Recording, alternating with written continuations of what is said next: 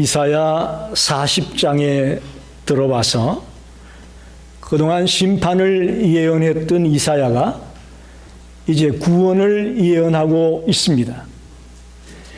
지지난주에 만민들아 내 백성을 위로하라, 40장 1절에 나오는 말씀이죠. 만민들아 내 백성을 위로하라, 내가 너희를 구원하겠다라는 말씀이라고 했죠. 주의 길을 예비하라, 예수님이 오실 것을 준비하라, 또 높은 곳에 올라가서 아름다운 소식을 외쳐라, 모든 사람들에게, 모든 나라에게 복음을 전거해라 라는 구원의 소리를 이사야가 전거했습니다. 여기서 말하는 구원이란 1차적으로는 바벨론의 포로로 잡혀갔던 백성들이 70년 뒤에, 즉 메데바사의 고레스 왕에 의해서 포로 귀환 명령을 받고 예루살렘으로 돌아오게 될 것이다 라는 것이 1차적인 그 구원의 의미라고 말씀을 드렸죠.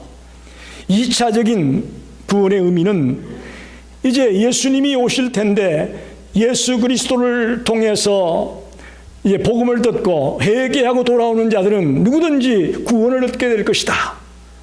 이것이 2차적인 구원의 의미라고 말씀을 드렸습니다. 자, 이렇게 말씀을 듣게 되면 우리 생각에 도대체 하나님이 어떤 분이길래 이렇게 우리를 구원할 수 있느냐라는 질문을 던지게 됩니다. 하나님이 과연 어떤 분이냐?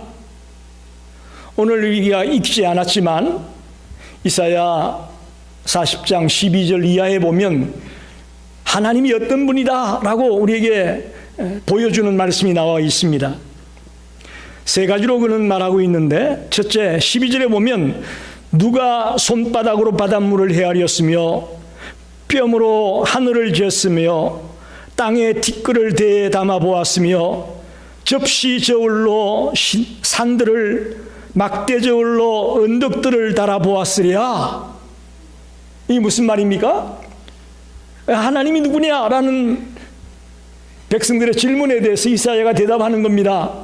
하나님은 창조하신 하나님이다, 전능하신 하나님이다, 강한 하나님이다, 능력의 하나님이다. 할렐루야. 우리가 믿는 하나님이 이런 하나님입니다.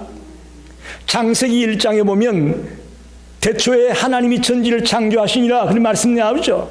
태초에 하나님이 천지를 창조하시니라. 여기 하나님이라는 말은 히브리어로 엘로힘, 그런 말입니다. 엘로힘.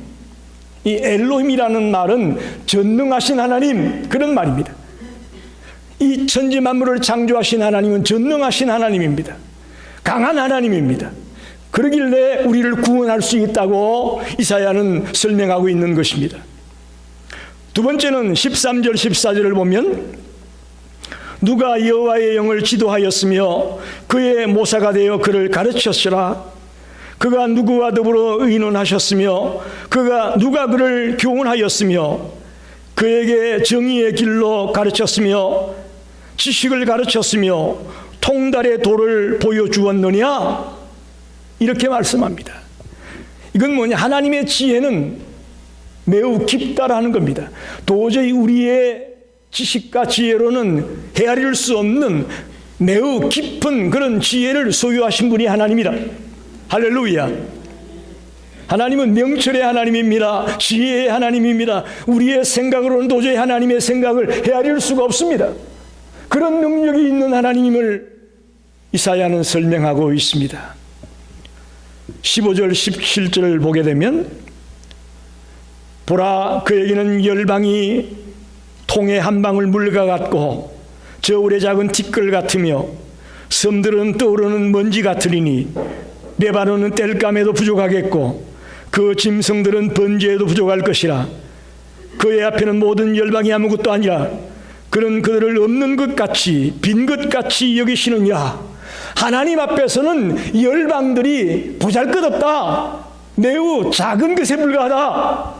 할렐루야. 당시의 열방들, 아수르 바벨론, 애굽 같은 그 강대국들이 늘 유다를 괴롭혔고 이스라엘 괴롭혔지 않습니까? 근데 하나님 앞에서 그것들은 매우 작은 존재에 불과하다. 그러니 이 하나님이 우리를 구원할 수 있다. 하나님은 구원할 수 있는 능력이 있는 분이다. 이걸 분명하게 이사야는 밝혀주고 있습니다. 이 땅의 그 어떤 것도 하나님과 비교할 수 없습니다. 그런데 안타깝게도 어리석은 자들은 하나님에 대해서 함부로 말합니다. 또 하나님을 평가하려고 듭니다. 보잘것없는 주제에 하나님을 평가하려고 들고 하나님에 대해서 함부로 농담 삼아 그냥 가볍게 이야기하는 것들을 들을 때가 있습니다. 이사야 40장 18절을 보십시오. 하나님을 누구와 같다 하겠으며 무슨 형상을 그에게 비기겠느냐. 하나님은 비교의 대상이 아니다. 할렐루야. 우리가 믿는 하나님은 비교의 대상이 아닙니다. 그저 많고 많은 신 중에 하나인 하나님을 내가 믿는다, 그렇게 생각하지 마십시오. 하나님은 그런 분이 아닙니다. 우린 유일신 하나님을 믿습니다. 비교의 대상이 아닌 유일한 그분을 우리는 믿고 있는 것입니다. 돌이나 나무나 금이나 은으로 만든 우상과는 전혀 차원이 다릅니다. 그 어떤 권력자와도 하나님은 견줄 수가 없고 비교할 대상이 아닙니다. 그렇기 때문에 너희들은 하나님이 너희를 구원해 준다고 하니 이 말씀을 믿어라라고 이사야가 외치고 있습니다. 그런데 안타깝게도 유다 백성들은 그 말을 믿지 못합니다. 왜 그럴까요? 그 이유는 간단합니다. 지금 그들은 나라를 잃어버렸습니다. 가정을 잃어버렸습니다. 재산도 다 잃어버렸습니다. 직장도 다 잃어버렸습니다. 그야말로 바벨론의 포로가 된 신세가 되어지고 나라가 없어진 그런 비참한 상태에 놓여 있다 보니까 너무너무 상처가 크다 보니까 그 하나님을 똑바로 보지 못하는 것입니다. 백성들의 좌절은 하나님이 무능력하거나 하나님이 관심이 없어서가 아니고 그들이 여호와를 똑바로 보지 못했기 때문에 그렇다는 것을 오늘 알아야 됩니다. 우리 하나님은 무능한 분이 아닙니다. 우리 하나님 우리를 내팽개치는 하나님이 아닙니다. 그런데 우리가 하나님을 똑바로 보지 못해서 이런 어려움과 난간에 봉착하고 있음을 알아야 됩니다. 오늘 본문 40장 27절을 보게 되면 야곱아 어찌하여 내가 말하며 이스라엘아 내가 이러기를 내 길은 여호와께 숨겨졌으며 내 송사는 내 하나님에게서 벗어난다 하느냐. 지금 이스라엘 백성들이 이렇게 말하는 거예요. 어찌하여 내 사정은 하나님께 숨겨졌으며 내 원통한 것을 왜 하나님 수리해 주지 않습니까? 도대체 하나님 능력이 있는 겁니까? 어떻게 된 겁니까? 라고 지금 토로하고 있는 거예요. 사랑하는 성도 여러분, 죄인들의 특징은 자신의 실수는 잘 못 보고 자신이 당하는 고통만 크게 생각을 하게 되어 있습니다. 이사야는 원망과 불평과 억울함으로 가득 차 있는 이스라엘 백성들을 지금 깨우치고 있는 것입니다. 여러분, 지금의 결과에 대해 어떤 원인이 문제인지에 대해서는 까맣게 잊어버리고 지금 현재 놓여 있는 상황과 결과만 놓고 지금 컴플레인하고 있는 유다의 백성의 모습, 어쩌면 오늘 우리들의 모습과 똑같습니다. 우리의 현재에 봉착한 상황과 고난과 고통과 어려움만 바라보면서 그 원인은 무엇이고 왜 이와 같은 결과가 왔는지에 대해서는 생각하려고 들지 않습니다. 여러분, 한번 묻습니다. 노아 시대의 홍수 사건이 하나님 때문입니까? 하나님이 잘못해서 노아 시대에 홍수가 왔습니까? 소돔 고모라에 유황불이 내려서 그 도성을 다 태워버렸는데 하나님 때문입니까? 지금 이제 9월 11일이면 911이 난 지 20년이 됩니다. 여러분, 911 사건이 그게 하나님 때문입니까? 오늘 우리 권주사님 기도하실 때 아프가니스탄을 위해서 기도했는데 아프가니스탄이 탈레반의 손에 넘어갔습니다. 그게 하나님 때문입니까? 여러분, 진지하게 한번 답변해 보십시오. 지금 미국의 서부는 불 때문에 불이 나서 난리고 미국의 동부는 지금 홍수 때문에 허리케인 아이다로 인한 홍수 때문에 수많은 사람이 죽고 엄청난 피해가 났습니다. 이게 다 하나님 때문인가요? 여러분, 분명히 아셔야 됩니다. 이 모든 것은 인간의 죄의 결과임을 알아야 됩니다. 그 원인은 보지 못하고 우리는 그저 현재 상황만 바라보며 하나님을 향해 불평하고 원망하고 있는 이 모습, 유대 백성의 모습이나 오늘 우리의 모습이나 동일하다고 저는 바라봅니다. 지금 오존청이 파괴되고 북극과 남극이 녹아내리는 것, 하나님이 이렇게 하신 걸까요? 아닙니다. 인간의 자연 파괴와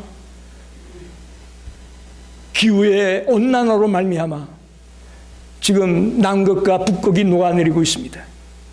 오존층이 파괴되고 있습니다. 인간이 빚는 가장 큰 비극 중에 하나는 인간의 논리로 이해할 수 없는 것을 너무 쉽게 정리해 버립니다. 어떻게? 자신의 체험에 근거해서 결론을 내려버리는 거예요. 여러분, 더 높은 하나님의 계획과 더 높은 하나님의 비밀을 알지 못하고 자기의 경험 가지고 그냥 정리하고 마는 거예요. 아닙니다. 오늘 설교 제목이 하나님을 똑바로 보라.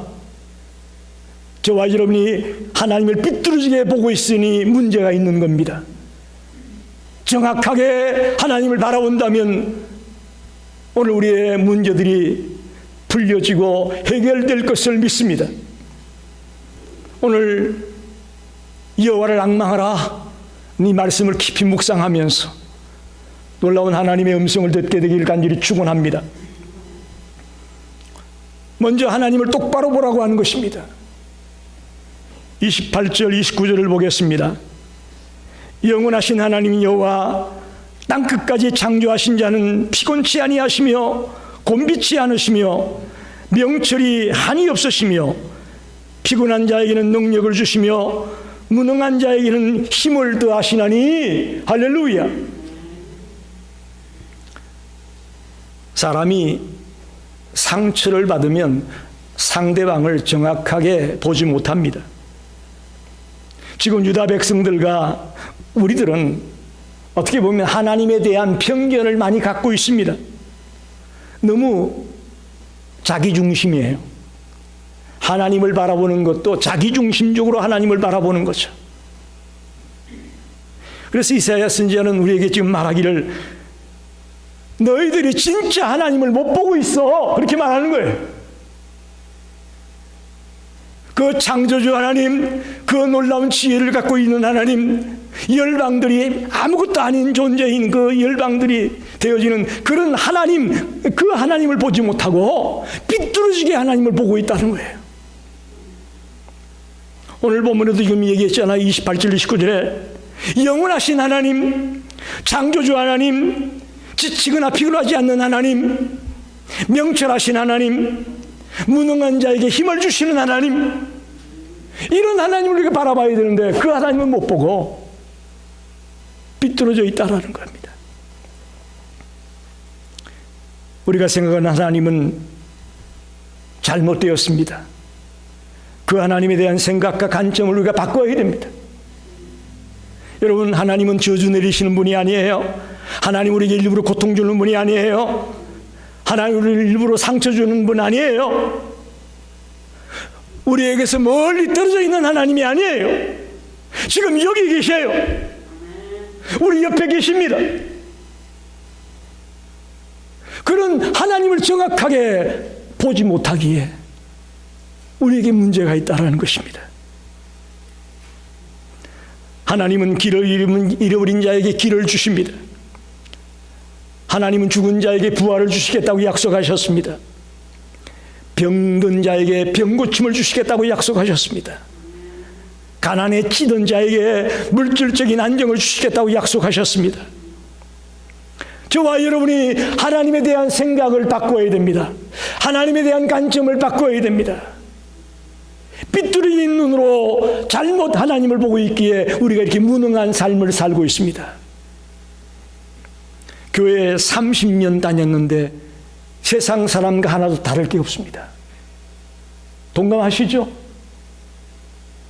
30년 넘게 교회에 다녔는데 세상 사람들과 하나도 다를 게 없다라는 거예요. 안 믿는 사람들이 뭐라고 말하는지 아세요? 당신 안에 있는 하나님은 가짜 같아. 그래요. 당신이 믿는 그 믿음이라고 하는 그 가짜 같대. 그렇게 우리에게 말합니다. 왜 그럴까요? 하나님을 똑바로 보지 못하고 삐뚤어진 눈으로 하나님을 보고 있으니 우리의 믿음을 가짜 같다고 말하는 거예요. 우리의 신앙이 잘못되었다고 말하는 거예요. 두 번째로 여호와를 앙망하는 자에게 새 힘을 주겠다. 30절 31절 말씀을 보겠습니다. 소년이라도 피곤하며 곤비하며 장정이라도 넘어지며 쓰러지되 오직 여호와를 앙망하는 자는 새 힘을 얻으리니 독수리가 날개치며 올라감 같을 것이요 다른 박질하여도 곤비하지 아니하겠고 걸어가도 피곤치 아니하리로다. 할렐루야. 여호와를 앙망하는 자에게 새 힘을 주겠다고 말씀하고 있습니다. 하나님을 똑바로 바라보고 하나님을 정확하게 만나게 된다면 새로운 힘이 우리에게 용솟음치게 될 것을 믿습니다. 여기 여호와를 앙망하라 이 말은요, 우리의 시선을 하나님께 고정해라 그런 말이에요. 우리의 시선을 하나님께 고정해라. 하나님을 똑바로 봐라. 하나님에게 집중해라. 또 하나님을 기다리라 그런 말이에요. 여러 가지 뜻이 있습니다. 하나님을 앙망하라. 저는 그래서 이 속에서 하나님을 똑바로 보라는 말씀에 포커스를 맞추고 싶어요. 여호와를 앙망하라 이 말은요, 하나님을 똑바로 봐라 그런 말이에요. 바라건대 여러분이 오늘 이 설교를 듣고 집으로 돌아가면서 춤을 추면서 돌아가게 되시기를 간절히 원합니다. 너무너무 기뻐서 하나님을 똑바로 보게 되어 너무너무 감사해서 나도 모르게 춤을 추며 돌아가는 그런 역사가 일어나길 간절히 소원합니다. 말씀을 준비하다가 저도 힘이 생겼습니다. 힘이 불끈불끈 생기는 걸 느꼈습니다. 영원하신 하나님, 전능하신 하나님, 명철하신 하나님, 그분이 우리의 하나님입니다. 그분이 내가 믿는 하나님입니다. 그분이 여러분이 믿는 하나님이에요. 그런데 우리가 그분을 바라보지 못하니까 쭉 처져가지고 어깨가 쭉 늘어져가지고 맥없이 살고 있는 거예요. 고린도서 5장 17절에 그러므로 누구든지 그리스도 안에 있으면 새로운 피조물이라 이전 것은 지나갔으니 보라 새 것이 되었도다. 하나님을 묵상하며 하나님을 똑바로 보면 우리에게 부활의 희망이 있습니다. 새로운 힘이 용솟음칩니다. 그러나 내 상황을 보고 내 상처를 바라보면 죽음이 찾아오고 자살하고 싶은 마음이 들어오고 그렇게 인간이 한순간에 비참해진 존재로 전락하게 되는 겁니다. 여호와를 앙망하는 자는 뛰면 뛸수록 힘이 납니다. 할렐루야. 뛰면 뛸수록 힘이 나는 거예요. 저희 성도들이 이제 나이 드신 분들이 많으신데 오늘 이 말씀을 듣고 여호와를 앙망하면서 뛰면 뛸수록 힘이 나게 되시길 바랍니다. 식사하시면 그저 그냥 귀찮아가지고 들어눕기만 마시고 자꾸 뛰세요. 예? 주님이 나에게 힘을 주신다는 말씀을 믿으시고 뛰면 뛸수록 주님 앞에 갈 때까지 신명나게 달려가는 저와 여러분이 되기를 원합니다. 이런 자에게 세 가지를 오늘 약속하고 있죠.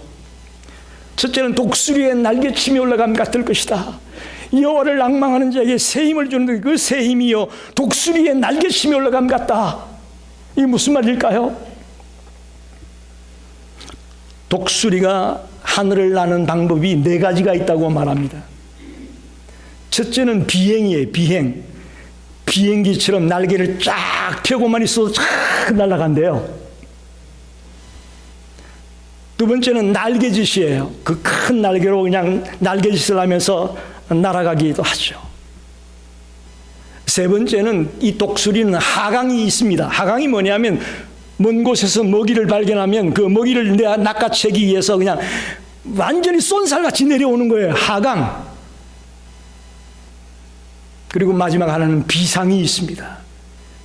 그 먹잇감을 탁 낚아채가지고 로켓처럼 쫙 올라가는 거예요. 그게 비상이에요. 여기서 날개침이 올라감 같다는 말은 뭘 말할까요? 독수리의 네 가지 비행 방법 중에 마지막 네 번째예요. 비상하는 거예요. 저와 여러분이 진정 하나님을 똑바로 보고 올바른 믿음 생활을 하게 된다면 영적인 상승 기류를 만나게 될 것이고 그 바람을 타고 우리는 영적으로 충만한 자리로 높이 치솟아 올라가게 될 것을 믿습니다. 그게 날개침이 올라감 같을 거예요. 여러분 놀랍습니다. 우리가 올바른 믿음을 가지고 하나님을 똑바로 바라보게 될 때 영적인 상승 기류를 만나 우리가 놀랍게 치고 올라가는 그런 영의 사람이 하나님의 사람이 될 것이라는 말씀입니다. 여러분 시시한 그리스도인 되지 맙시다. 웃음거리 되는 그런 그리스도인 되지 마시자고.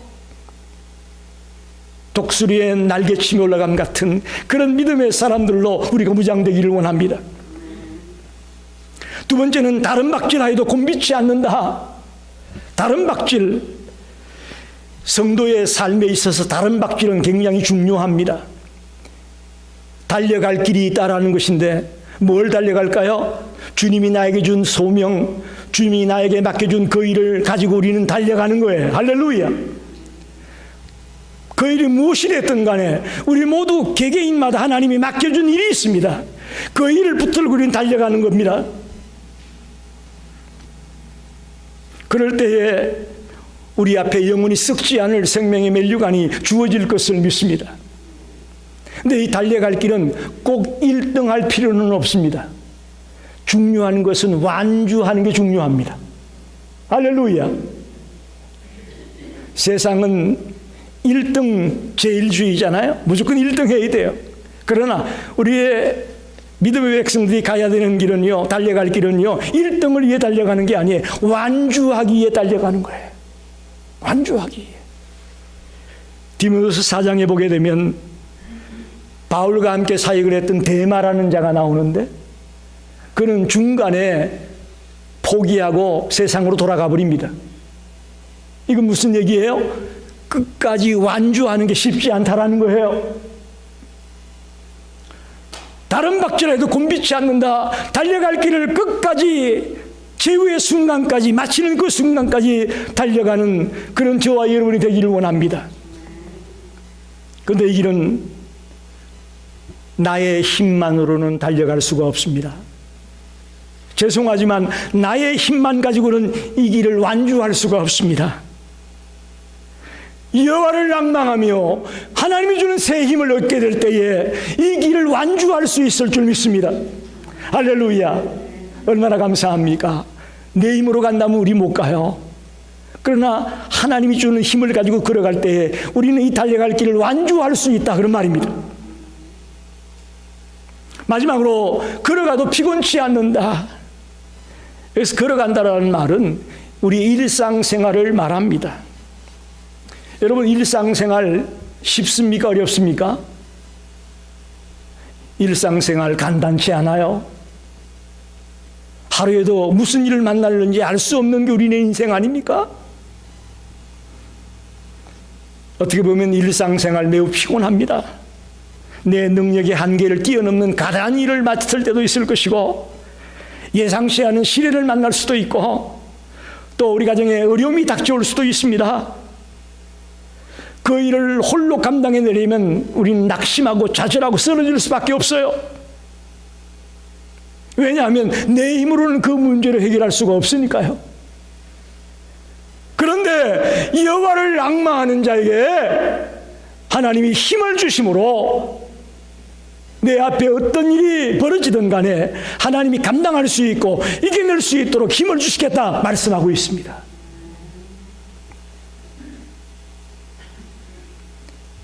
우리의 일상생활은 온갖 곤혹스러운 일들로 가득 차 있습니다. 하루에도 여러 차례 우리는 그런 일을 만날 수밖에 없어요. 그런데 그 길을 피곤치 않게 걸어가려면 여호와를 앙망해야 됩니다. 하나님을 똑바로 바라봐야 됩니다. 그럴 때 우리는 그 길을 넉넉히 이겨낼 것을 믿습니다. 말씀을 정리합니다. 9월 3일 지난 금요일이죠. 인터넷 뉴스에 보게 되니까 8년 전에 영국에서 마가렛 르프레이라는 여성이 복권에 당첨됐습니다. 자그마치 430억 원짜리 복권에 당첨이 됐어요. 2686만 파운드, 어마어마한 복권에 당첨이 됐습니다. 그런데 그 여인이 혼자 쓸쓸히 자살을 했다라는 뉴스입니다. 그는 생전에 돈이 내 삶을 파괴했다라며 당첨을 후회했었답니다. 한 잡지사와의 인터뷰에서 복권 당첨은 나를 지옥에 떨어뜨렸다. 복권에 당첨된 것을 후회한다. 오히려 예전이 더 행복한 삶이었다라고 고백하고 있습니다. 여러분, 우리가 살 길이 무엇일까요? 저는 하나님의 백성이 살 길은 단 한 가지입니다. 하나님을 똑바로 바라보며 그분을 믿고 의지하며 달려가는 길이라고 믿습니다. 그것이 가장 우선이고 가장 중요한 것입니다. 물론 우리가 이 땅을 살아가는 동안 물질도 있어야 되겠고 건강도 필요하고 여러 가지 필요한 것들이 있겠죠. 그러나 가장 우선순위를 하나만 꼽으라고 얘기한다면 주님을 똑바로 바라보며 그분을 굳게 믿고 달려가는 그것이야말로 우리가 살 길입니다. 우리가 가야 될 길입니다. 여호와를 앙망하라. 이 말은 여호와를 똑바로 바라봐라, 그 말이라고 저는 생각합니다. 그럴 때 하나님 우리에게 새로운 힘을 주십니다. 어떤 문제와 역경 앞에도 좌절하지 않고 사명을 다하는 삶을 살게 될 것입니다. 비록 우리가 감당해야 될 사명이 그렇게 쉬운 것은 아닙니다. 호락호락하지 않습니다. 그럴지라도 하나님을 앙망하며 살아간다면 하나님이 우리에게 새 힘을 주어서 그걸 감당하게 하실 것을 믿습니다. 내 힘으로 감당하는 거 아니에요, 여러분. 내 힘으로 하는 거 아니에요. 하나님이 감당하게 하실 때에 우리가 가능한 겁니다. 하나님 우리에게 이 모든 삶의 문제들, 장애물을 극복할 수 있는 능력을 주실 줄로 믿습니다. 아무쪼록 오늘 하나님을 똑바로 보라는 이 말씀을 마음에 깊이 새기면서 이 어려운 시기를 넉넉히 이기시는 성도가 되시기를 간절히 축원합니다. 기도하겠습니다.